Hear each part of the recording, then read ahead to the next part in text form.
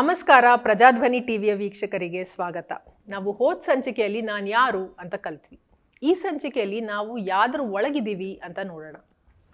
ನಮಗೆ ಸಾಧಾರಣವಾಗಿ ಏನು ಅನ್ಸುತ್ತೆ ಅಂದರೆ, ನಾನು ಈ ಹೋದ ಸಂಚಿಕೆಯಲ್ಲಿ ಹೇಳ್ದಂಗೆ ನಾವು ಯಾವುದೋ ಒಂದು ಜಿಯೋಗ್ರಫಿಕಲ್ ಲೊಕೇಶನಲ್ಲಿ ಇದ್ದೀವಿ ಅಂತ ಅನ್ಸುತ್ತೆ. ಅದನ್ನು ತಿಳ್ಕೊಂಡು, ಆ ಥರ ಅರ್ಥ ಮಾಡಿಕೊಂಡು ನಾವು ಈ ಮಾನವ ನಿರ್ಮಿತ ಕಾನೂನು ಅಥವಾ ನಿಯಮಗಳನ್ನು ಪಾಲನೆ ಮಾಡ್ತೀವಿ. ಅಂದರೆ ಏನೋ ಒಂದು traffic rules, income tax rules, government ಸರ್ಕಾರದ ರೂಲ್ಸು, ಅದನ್ನು ಪಾಲನೆ ಮಾಡ್ತೀವಿ. ಆದರೆ ನಾವು ಯಾವುದೋ ಒಂದು ಬೃಹತ್ತಾಕಾರವಾದ ಜಾಗದಲ್ಲಿದ್ದೀವಿ, ಅಂದರೆ ನಾವು ಎಲ್ಲಿದ್ದೀವಿ ಅನ್ನೋದಕ್ಕಿಂತ ಹೆಚ್ಚಾಗಿ ಯಾವ್ದ್ರ ಒಳಗಿದ್ದೀವಿ ಅನ್ನೋದು ಮುಖ್ಯ. ಇದು ಎಲ್ಲದಕ್ಕಿಂತ, ಈ ಸಿಟಿ, ದೇಶ ಏನಿದೆ, ಪೇಟೆ, ನಗರ, ಎಲ್ಲದಕ್ಕಿಂತ ದೊಡ್ಡದಾಗಿರೋದು ಈ ಬ್ರಹ್ಮಾಂಡ. ಈ ಅರಿವು ನಮಗೆ ಬಂದಾಗ ಇದೇನು ಅಂತ ನಾವು ತಿಳ್ಕೊಳಕ್ಕೆ ನೋಡ್ತೀವಿ. ಇದಕ್ಕೆ ನಾವು ಬೇರೆ ಬೇರೆ ಹೆಸರು ಕೊಟ್ಟಿದ್ದೀವಿ. ಇದನ್ನು ಯೂನಿವರ್ಸ್ ಅಂತಾರೆ, ಕೆಲವರು ಮಲ್ಟಿವರ್ಸ್ ಅಂತ ಕರೀತಾರೆ, ಸ್ಕೈ ಆಕಾಶ ಅಂತಾರೆ, ಅಥವಾ ಸ್ಪೇಸ್ ಅಂತಾರೆ, ಫರ್ಮಮೆಂಟ್ ಅಂತಾರೆ, ಇದಕ್ಕೆ ಆಮ್ನಿವರ್ಸ್ ಅಂತಾರೆ. ಬೇರೆ ಬೇರೆ ಥರದ ಹೆಸರು ಕೊಡ್ತಾರೆ. ಇದಕ್ಕೆ ಹೆಸರು ಮುಖ್ಯ ಅಲ್ಲ. ಆದರೆ ಮೇನ್ ಪಾಯಿಂಟ್, ಮೇನ್ ವಿಷಯ ಏನು ಅಂದರೆ, ನಾವು ಒಂದು ಬೃಹತ್ತಾಕಾರವಾದ ಜಾಗದಲ್ಲಿ ಒಳಗಿದ್ದೀವಿ. ಈ ಅನುಭವ ನಮಗೆ ಬರಬೇಕು ಅಂದರೆ ನೇಚರ್ ಕನೆಕ್ಟ್ ಅಥವಾ ಪ್ರಕೃತಿಯ ಸಂಪರ್ಕ ಮಾಡೋದು ತುಂಬ ಅಗತ್ಯ. ನಾವು ನಮ್ಮ ಗಮನವನ್ನು ಪ್ರಕೃತಿ ಮೇಲೆ ಹಾಕಿದಾಗ ಅದು ನಮಗೆ ಒಂದು ಗುರುವಿನಂತೆ ನಮಗೆ ಒಂದು ಕಾಮನ್ ಸೆನ್ಸ್ ಕೊಡುತ್ತೆ. ನಾನು ಎಲ್ಲಿದ್ದೀನಿ ಅಂತ ನಮಗೆ ತಿಳಿಸುತ್ತೆ. ಈ ಸೂಕ್ಷ್ಮವಾದ ಏನು ದೃಷ್ಟಿಕೋನ ಇದೆ ಅದು ಕೂಡ ನಮಗೆ ಬರುತ್ತೆ. ಇವಾಗ ನಾವು ಯಾವುದೋ ಒಂದು ಐಲ್ಯಾಂಡಲ್ಲಿ ಕಳೆದು ಹೋಗ್ಬಿಟ್ರೆ, ನಮಗೆ ಯಾವುದೇ ಅರಿವಿಲ್ಲದೆ ಇದ್ರೆ, ಇದು ಯಾವ ದೇಶ, ಏನು ಎತ್ತ ಅಂತ ಗೊತ್ತಿಲ್ಲದೆ ಇದ್ದಾಗ್ಲೂ ನಮಗೆ ಈ ಅನುಭೂತಿ ಬರುತ್ತೆ. ನಾನು ಯಾವುದೋ ದೊಡ್ಡದಾದ ಜಾಗದ ಒಳಗಿದ್ದೀನಿ ಅನ್ನೋ ಫೀಲಿಂಗ್ ಬರುತ್ತೆ. ಅದು ಎಸ್ಪೆಷಲಿ ನಾವು ರಾತ್ರಿಯ ಆಕಾಶವನ್ನು ನೋಡಿದಾಗ ಈ ಅನುಭವ ನಮಗೆ ಬರುತ್ತೆ. ಸೊ ಹಾಗಾದರೆ ನಾನು ಯಾವ್ದ್ರದ್ದೋ ಒಳಗಿದ್ದೀನಿ ಅಂದರೆ ಅದಕ್ಕೆ ಒಂದು ನಿಯಮ ಅಥವಾ ಕಾನೂನು ಇರಲೇಬೇಕು. ಯಾಕಂದರೆ ಇವಾಗ ನಾನು ಹಳ್ಳಿ ಸಿಟಿಲಿದ್ದೀನಿ ಅಂದರೆ ಅದಕ್ಕೆ ನಿಯಮ ಇದೆ ಅಂದರೆ, ಈ ಬೃಹತ್ತಾಕಾರವಾದ ಜಾಗಕ್ಕೂ ಒಂದು ನಿಯಮ ಇರಬೇಕಲ್ವಾ. ಸೊ ಆ ನಿಯಮ ಏನು ಅಂತ ನಾನು ತಿಳ್ಕೊಬೇಕು. ಯಾಕಂದರೆ ಇವಾಗ ನಾನು ನಿಮ್ಮ ಮನೆಗೆ ಬಂದರೆ, ನಿಮ್ಮ ಮನೆಯಲ್ಲಿ ಬೇರೆ ಏನು ಆಚರಣೆ ಅಥವಾ ಏನೋ ಪದ್ಧತಿ ಇದ್ದರೆ ನಾನು ಅದನ್ನು ಪಾಲನೆ ಮಾಡಬೇಕು. ನಿಮ್ಮ ಮನೆಯಲ್ಲಿ ನಾನು ಇರಬೇಕು ಅಂದರೆ, ಅದೇ ತರಹ ನಾವು ಯಾವ ಜಾಗದಲ್ಲಿ ಇರ್ತೀವೋ ಆ ಜಾಗದ ಕಾನೂನು ನಿಯಮ ಏನು ಅಂತ ನಾವು ಮೊದಲು ತಿಳಿಬೇಕು. ಆದರೆ ನಾವು ಈಗ ಬರೀ ಮ್ಯಾನ್ ಮೇಡ್ ಲಾಸ್ ಅಂದರೆ ಮಾನವ ನಿರ್ಮಿತ ಕಾನೂನು ಅಂದರೆ, ಇವಾಗ ನಾನು ಅಮೆರಿಕಕ್ಕೆ ಹೋದರೆ ನಾನು ಲೆಫ್ಟ್ ಸೈಡ್ ಡ್ರೈವ್ ಮಾಡೋಕ್ಕಾಗಲ್ಲ, ಅಲ್ಲಿ ರೈಟ್ ಸೈಡ್ ಡ್ರೈವಿಂಗ್ ಮಾಡಬೇಕು. ಅಲ್ಲಿಯ ಕಾನೂನು ಬೇರೆ ಇದೆ. ಸೊ ಇಂತಹ ಕಾನೂನನ್ನು ನಾವು ಪಾಲನೆ ಮಾಡ್ತಾ ಇದ್ದೀವಿ ಹೆಚ್ಚಾಗಿ. ನಾವು ಬೇರೆ ದೇಶಕ್ಕೆ ಹೋಗಬೇಕು ಅಂದರೆ ಇದೆಲ್ಲ ಕಂಡುಹಿಡ್ಕೋತೀವಿ.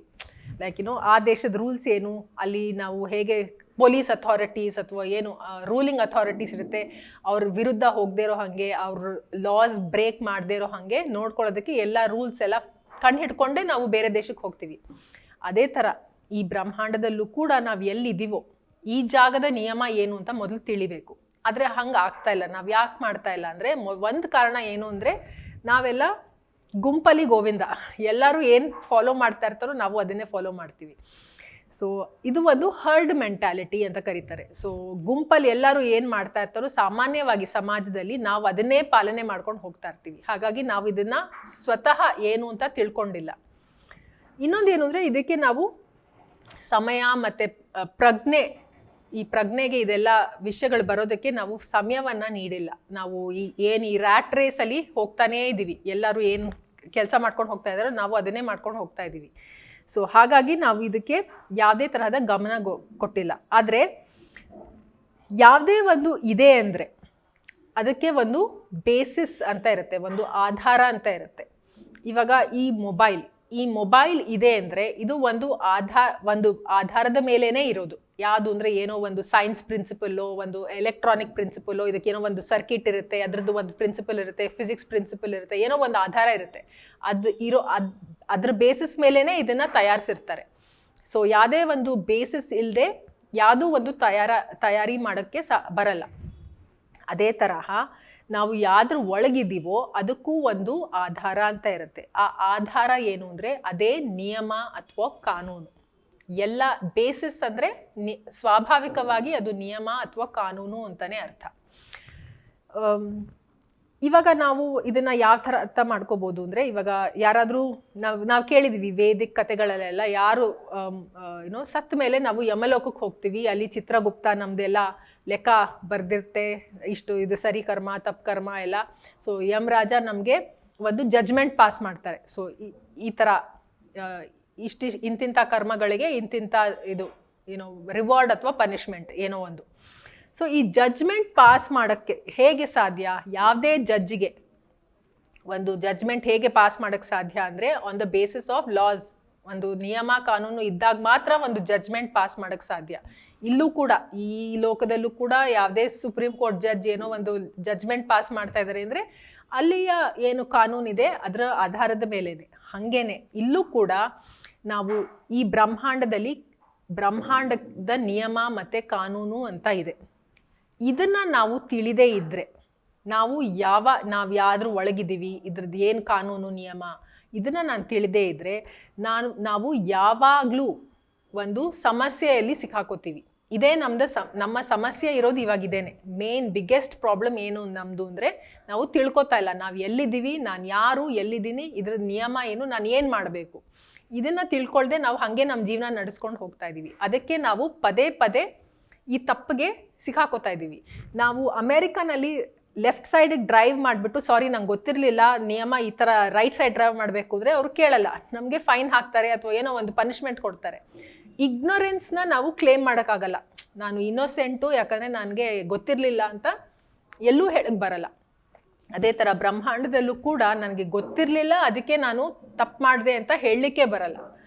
ಸೊ ದ ಬಿಗ್ಗೆಸ್ಟ್ ಮಿಸ್ಟೇಕ್ ನಾವೆಲ್ಲರೂ ಏನು ಮಾಡ್ತಾ ಇದ್ದೀವಿ ಈ ಸಮಯದಲ್ಲಿ ಅಂದರೆ, ಈ ಕಲಿಯುಗದಲ್ಲಿ ಅಂದರೆ, ಈ ಬ್ರಹ್ಮಾಂಡದ ನಿಯಮ ಏನು ಅಂತ ತಿಳ್ಕೊಳ್ಳದೇ ಇರೋದು. ಸೊ ನಾವು ತಿಳ್ಕೊಳ್ಳದೇ ಇದ್ದರೆ ಸ್ವಾಭಾವಿಕವಾಗಿ ಆ ನಿಯಮವನ್ನು ಮುರಿತೀವಿ. ಯಾಕಂದರೆ ನಮಗೆ ಸರಿ ಏನು ತಪ್ಪೇನು ಅಂತ ಗೊತ್ತಿಲ್ಲ ಅಂದರೆ ನಾವು ಅದನ್ನ ಗೊತ್ತಿಲ್ಲದೆ ತಪ್ಪು ಮಾಡ್ತೀವಿ. ಸೊ ಒಂದ್ಸತಿ ತಪ್ಪು ಮಾಡಿದ್ರೆ ಗೊತ್ತಿದ್ದು ತಪ್ಪು ಮಾಡಿದ್ರೂ ನಮಗೆ ಶಿಕ್ಷೆ ಸಿಗುತ್ತೆ, ಗೊತ್ತಿಲ್ಲದೆ ತಪ್ಪು ಮಾಡಿದ್ರೂ ಖಂಡಿತ ಶಿಕ್ಷೆ ಸಿಗುತ್ತೆ. ಅದಕ್ಕಾಗಿಯೇ ಈ ಬ್ರಹ್ಮಾಂಡದ ನಿಯಮ ಏನು ಅಂತ ಮೊದಲು ತಿಳಿಯೋದು ನಮ್ಮ ಮೊದಲನೇ ಕರ್ತವ್ಯ. ಈ ಮಾನವ ನಿರ್ಮಿತ ರೂಲ್ಸ್ ಏನು ನಿಯಮ ಮುರಿದ್ರೆ ನಮಗೆ ಮ್ಯಾಕ್ಸಿಮಮ್ ಏನು ಅಂದರೆ ಒಂದು ಫೈನ್ ಹಾಕ್ತಾರೆ, ಲೈಕ್ ಏನೋ ಇಷ್ಟು ಪೆನಲ್ಟಿ ಕಟ್ಟಬೇಕು ಅಂತಾರೆ ಅಥವಾ ಏನೋ ಜೈಲಿಗೆ ಕಳಿಸ್ಬೋದು. ಆದರೆ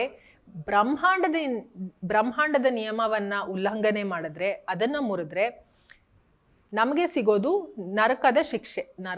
ನರಕ ಅಂದರೆ ಬೇರೆ ಏನೂ ಅಲ್ಲ, ನೋವು ಹಿಂಸೆ ಅದೇನೆ. ಸೊ ಆ ನೋವು ಹಿಂಸೆ ಬರಬಾರ್ದು ಅಂದರೆ ಇದು ಏನು ಅಂತ ತಿಳ್ಕೊಳ್ಳೋದು ಮುಖ್ಯ. ನಾವು ಎಲ್ಲಿದ್ದೀವೋ ಅದ್ರ ಏನು ನಿಯಮ ಅಂತ ತಿಳ್ಕೊಳ್ಳೋದು ಪ್ರಾಥಮಿಕವಾದದ್ದು. ಯಾವುದು ಪ್ರಾಥಮಿಕವಾದದ್ದು ಅದನ್ನು ಮೊದಲು ತಿಳಿಬೇಕು. ಹೇಗೆ ಪ್ರೈಮರಿ ಕ್ಲಾಸ್ ಫಸ್ಟ್ ಮಾಡಬೇಕು, ಫಸ್ಟ್ ಸ್ಟ್ಯಾಂಡರ್ಡಿಂದ ನಾವು 5th ಸ್ಟ್ಯಾಂಡರ್ಡ್ಗೆ ಹೋಗೋದು.